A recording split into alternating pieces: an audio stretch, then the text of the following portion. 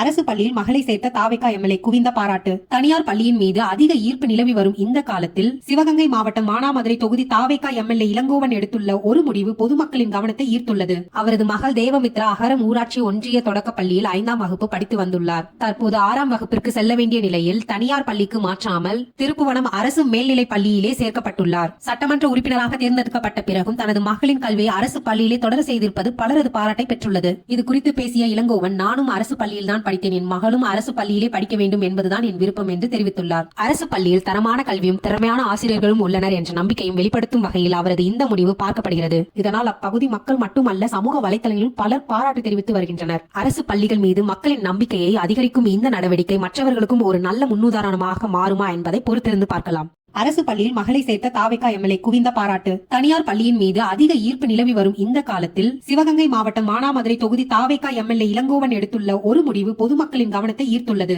அவரது மகள் தேவமித்ரா அகரம் ஊராட்சி ஒன்றிய தொடக்க பள்ளியில் 5ஆம் வகுப்பு படித்து வந்துள்ளார். தற்போது 6ஆம் வகுப்பிற்கு செல்ல வேண்டிய நிலையில் தனியார் பள்ளிக்கு மாற்றாமல் திருப்புவனம் அரசு மேல்நிலை பள்ளியிலே சேர்க்கப்பட்டுள்ளார். சட்டமன்ற உறுப்பினராக தேர்ந்தெடுக்கப்பட்ட பிறகும் தனது மகளின் கல்வியை அரசு பள்ளியிலே தொடர செய்திருப்பது பலரது பாராட்டை பெற்றுள்ளது. இது குறித்து பேசிய இளங்கோவன், நானும் அரசு பள்ளியில் படித்தேன். என் மகளும் அரசு பள்ளியிலே படிக்க வேண்டும் என்பதுதான் என் விருப்பம் என்று தெரிவித்துள்ளார். அரசு பள்ளியில் தரமான கல்வியும் திறமையான ஆசிரியர்களும் உள்ளனர் என்ற நம்பிக்கையும் வெளிப்படுத்தும் வகையில் அவரது இந்த முடிவு பார்க்கப்படுகிறது. இதனால் அப்பகுதி மக்கள் மட்டுமல்ல, சமூக வலைதளங்களில் பலர் பாராட்டு தெரிவித்து வருகின்றனர். அரசு பள்ளிகள் மீது மக்களின் நம்பிக்கையை அதிகரிக்கும் இந்த நடவடிக்கை மற்றவர்களுக்கும் ஒரு நல்ல முன்னுதாரணமாக மாறுமா என்பதை பொறுத்திருந்து பார்க்கலாம்.